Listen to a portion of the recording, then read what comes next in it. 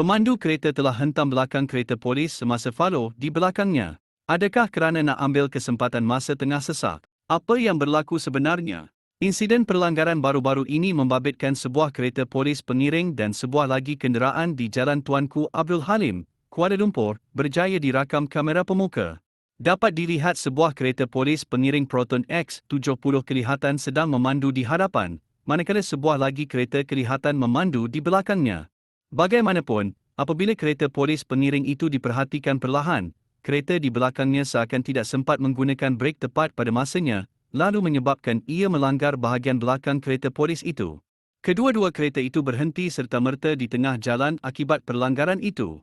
Susulan kejadian tersebut, kelihatan beberapa individu dalam kereta polis pengiring telah keluar untuk meninjau keadaan dan bertemu dengan pemandu yang melanggar kereta mereka.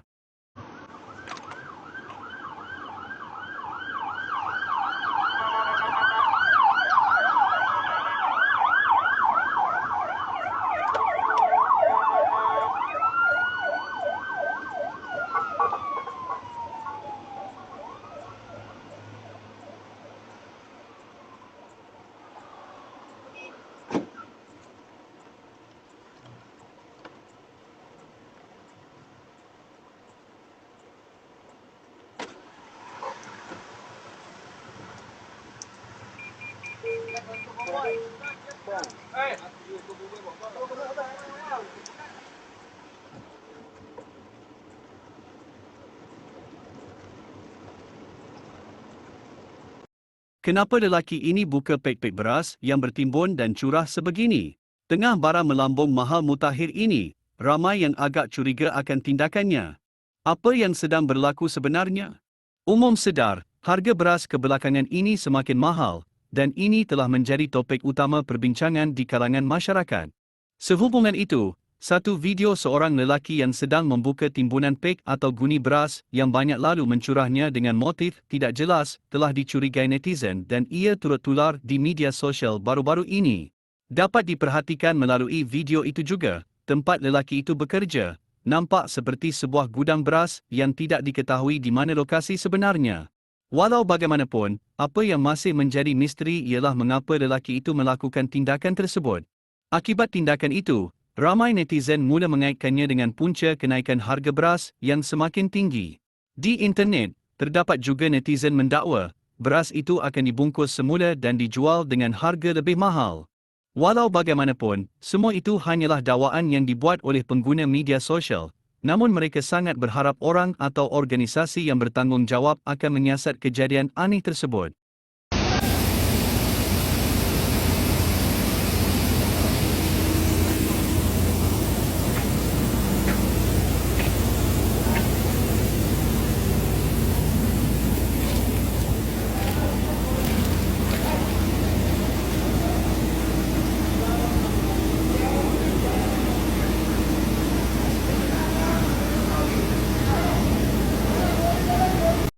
Dalam video ini, terdengar makcik terus jujur mengadu depan Agong tentang jalan teruk, dan di video lain pula, kenapa Tunku Azizah sebab semasa ketibaannya di Sabah.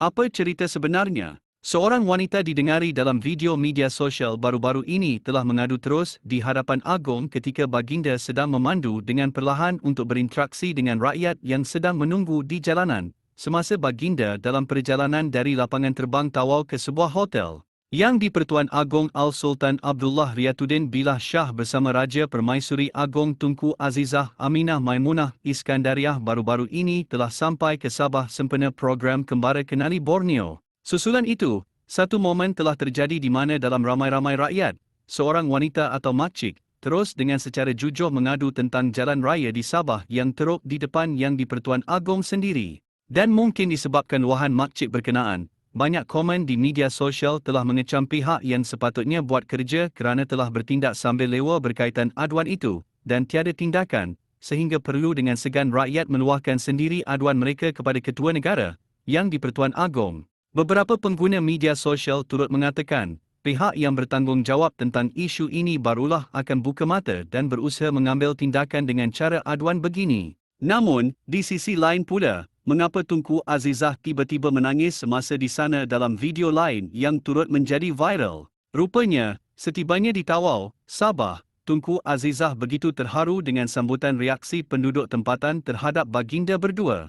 Merujuk komen di media sosial juga, apabila melihat penduduk Sabah yang berkobar-kobar berlari menyambut baginda berdua, rata-rata masyarakat media sosial telah mengalih air mata dan meremang bulu roma melihat sambutan penduduk tempatan yang sebegitu teruja. Malah ramai yang mendoakan agar Tuanku dan Permaisuri sentiasa dalam rahmat Allah. Terus sangat jalan raya ini. Banjir Tuanku. Terus sangat jalan raya ini. Banjir Tuanku.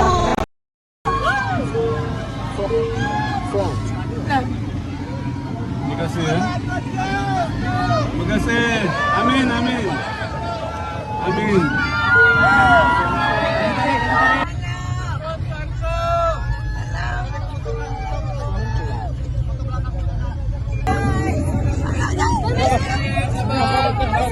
Jangan tolak. Lagi anak ni. Permaisuri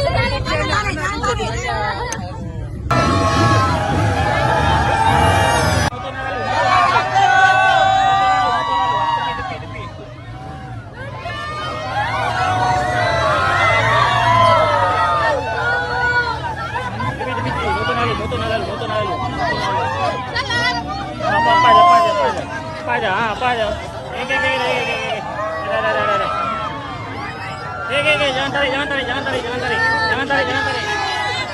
Jangan tarik. Didakwa, suspek bermotor ini cuba samun dengan tunjuk isyarat kononnya kereta mangsa sedang bermasalah agar mangsa berhenti di tepi jalan. Apa cerita sebenarnya? Rakaman papan pemuka kereta yang tular baru-baru ini didakwa memperlihatkan beberapa penunggang motosikal cuba merompak pemandu kereta yang sedang lalu di jalan tersebut. Nasib baik, kejadian itu berjaya dirakam oleh kamera pemuka yang dipasang di hadapan dan belakang kereta terbabit untuk simpanan bukti.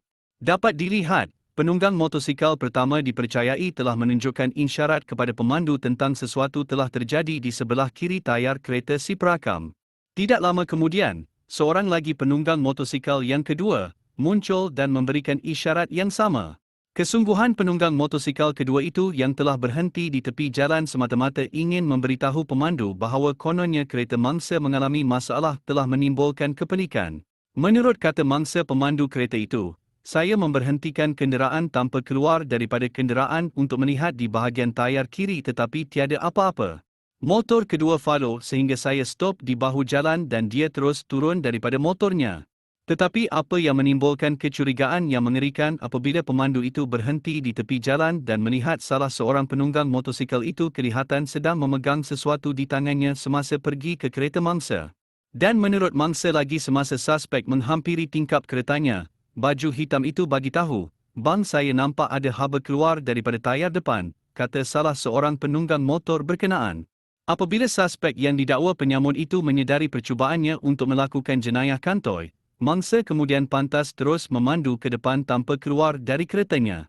Mungkin suspek sedar bahawa dia tiada rezeki melakukan jenayah terhadap mangsa yang merakam. Apa yang lebih menakutkan lagi ialah, menurut rakaman video dashcam itu, mereka didakwa mencari kenderaan lain pula untuk dijadikan sebagai mangsa dan mereka seakan tidak berputus asa. Pemandu itu turut memberi amaran kepada pemandu lain supaya lebih berhati-hati kerana mereka mungkin sedang diperhatikan juga, terutamanya wanita yang mempunyai cermin kereta yang tidak ditintik gelap.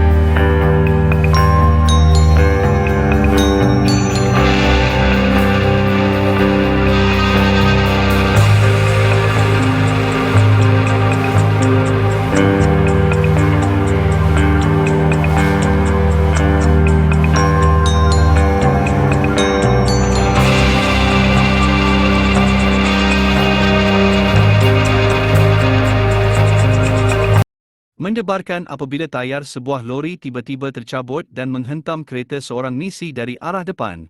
Apa yang terjadi sebenarnya? Seorang jururawat baru-baru ini mengalami detik mendebarkan apabila kereta yang dipandunya tiba-tiba telah dihentam oleh tayar yang tercabut dari lori tangki yang datang dari arah bertentangan. Dikatakan kejadian itu berlaku di Jalan Bahau Batu Kikir. Pada mulanya, kelihatan trafik di kawasan itu berjalan lancar sahaja dan kereta yang memandu melalui kawasan itu tiada sebarang masalah. Namun kemudiannya secara mengejut kereta jururawat itu telah dihentam oleh tayar sebuah lori tangki yang berada di lorong lain. Dapat dilihat semasa kejadian, tayar belakang lori itu telah tertanggal lalu ia terus menuju ke laluan kereta mangsa dan pelanggaran pun berlaku. Posisi kereta itu juga dapat diperhatikan telah bertukar arah ke bahu jalan akibat rempuhan berkenaan. Mangsa turut dilihat telah memberhentikan keretanya ke tepi jalan lalu keluar dari kenderaannya. Tetapi apabila mangsa keluar dari keretanya, pemandu itu kelihatan ketakutan dan seakan-akan bernafas dengan keadaan membimbangkan. Dia juga dapat diperhatikan menggagahkan diri dengan berpaut pada keretanya dan turut mengusap-ngusap dada beliau seakan sedang sakit. Susulan kejadian itu, Ketua Polis Daerah Jempol, Superintendent Ho Chang Hook memberitahu, kejadian itu tidak melibatkan kecederaan dan pemandu lori telah disaman di bawah Peraturan 94 Kaedah-Kaedah Lalu Lintas Jalan 1959 kerana komponen kenderaan tercabut.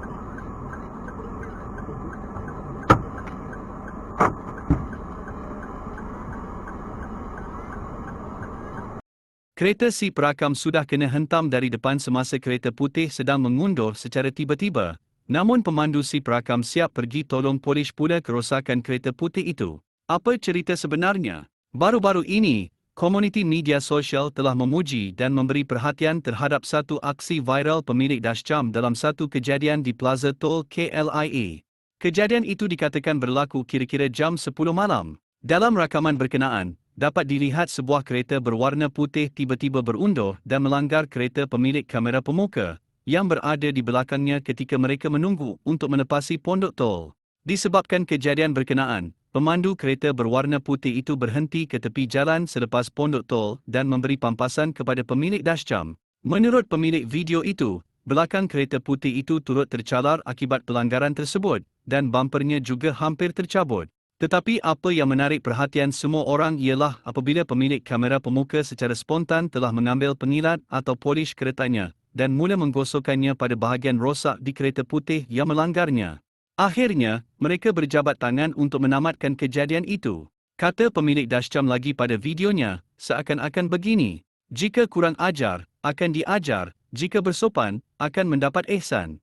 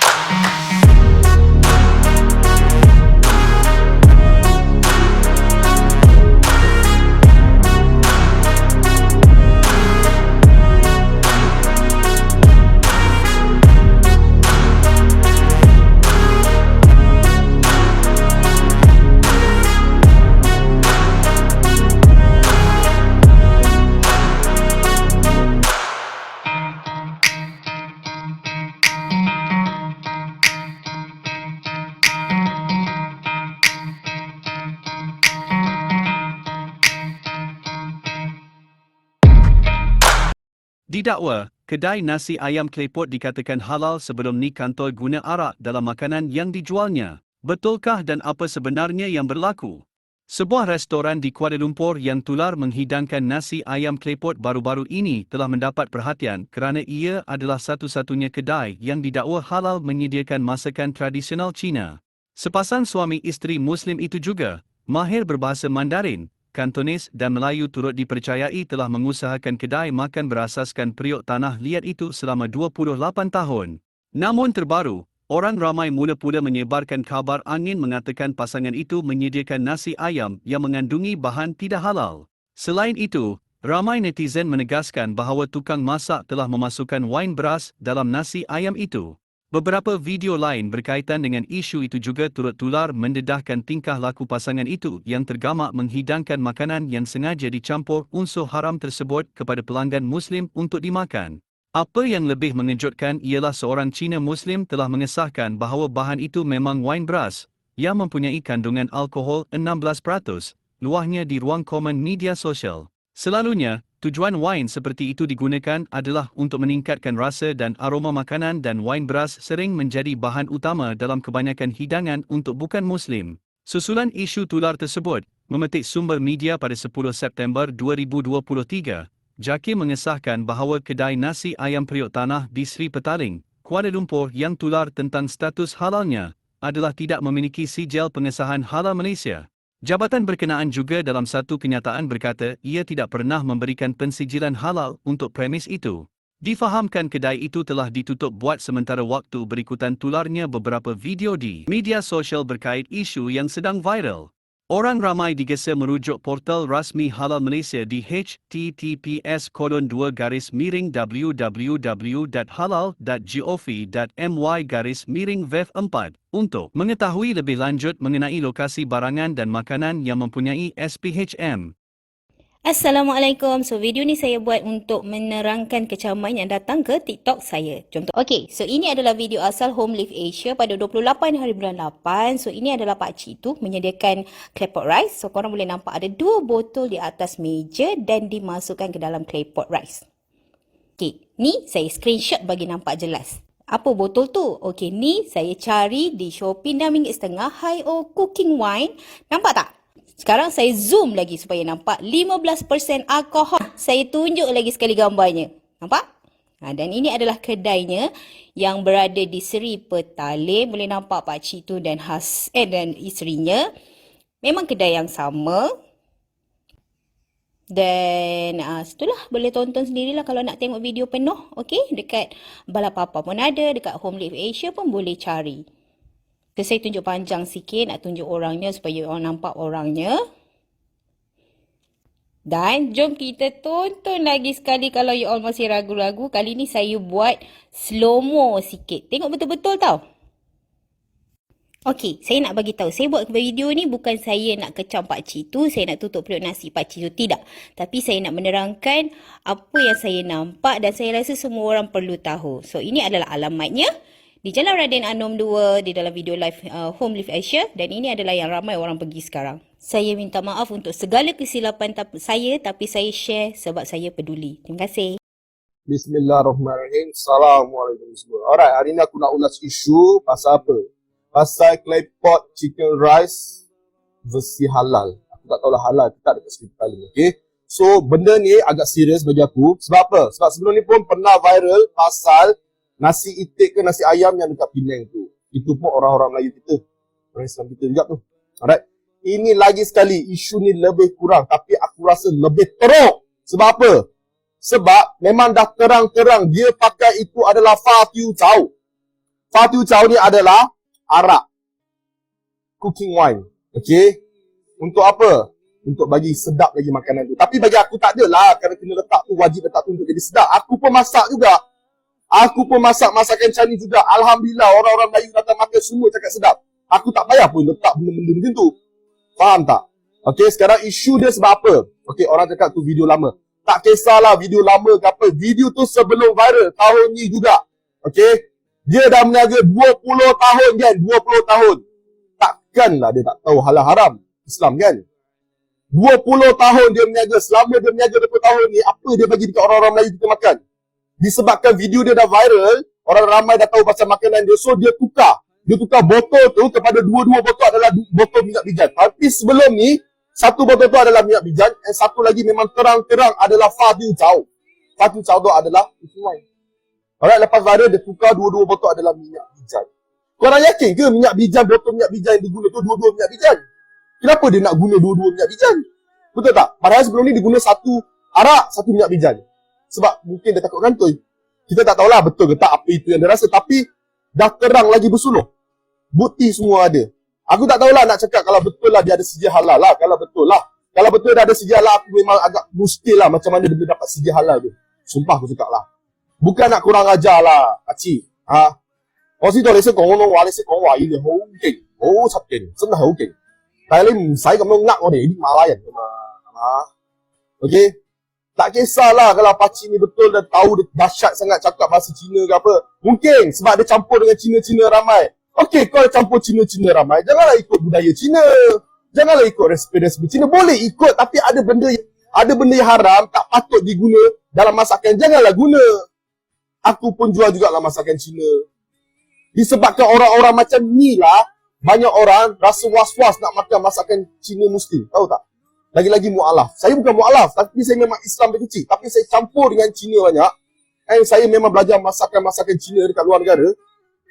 So, saya boleh masak masakan Cina. And saya tak guna langsung barang-barang haram, arak dalam masakan saya untuk sedapkan makanan saya. Tak. No. Okay? So, benda tu kalau orang pun datang kedai saya, Alhamdulillah orang pun cakap sedap. Takkan saya boleh buat sedap, orang tak boleh buat sedap. Perlu ke arak tu? Saya tak rasalah benda tu perlu dalam masakan Cina ni kalau korang rasa nak sedap. Tak semestinya kena. Habis kalau Cina cakap apa, kalau pakai minyak babi sedap, korang nak kena pakai minyak babi juga ke? Fikirlah. Betul tak? Okay, korang yang datang selalu makan kedai dia tu tak payah nak backup lah. Bukan nak cakap apa lah. Ya, mungkin korang cakap, alah dulu tapi pakcik ni dah tak pakai dah benda-benda haram tu. Ya, habis 20 tahun selama dia guna ni, kenapa? Kalau 20 tahun selama ni pun dia boleh guna benda yang sama, tak mustahil dia boleh guna apa benda-benda yang lain pun ada benda yang haram yang tak kita tak nampak pun ada dalam masakan dia. Faham tak? Korang faham tak apa yang aku cakap ni? So, janganlah kita nak menegakkan benang yang basah. Kalau dah terang-terang tu salah, salah tetap salah. Okay? Sebab zaman sekarang dah beza dah kan? Dah tak sama macam dulu. Orang Islam pun ada tatu. Betul tak? Orang Islam pun pergi tegur arak. Faham tak? So, ada je orang yang tak kisah pasal halal haram. So, kepada korang yang kejar pahala, korang fikir akhirat nanti macam mana, tolonglah. Berhentilah. Janganlah ambil benda-benda yang macam ni. Faham tak? Bukan nak tutup rezeki orang, tapi benda tu kalau dah haram, tu tak haram. Alright? So, korang sendiri pandai-pandai lah korang ni, Bukan nak kurang ajar lah. Tapi pakcik dah tua tau. Takkan pakcik tak tahu mana halal, mana haram. Tak takut mati ke? Ya Allah, betul lah cakap Piramli sebelum ni, betul lah. Memang dah tua-tua pun. Alright guys, itu dari saya. Assalamualaikum. Bye.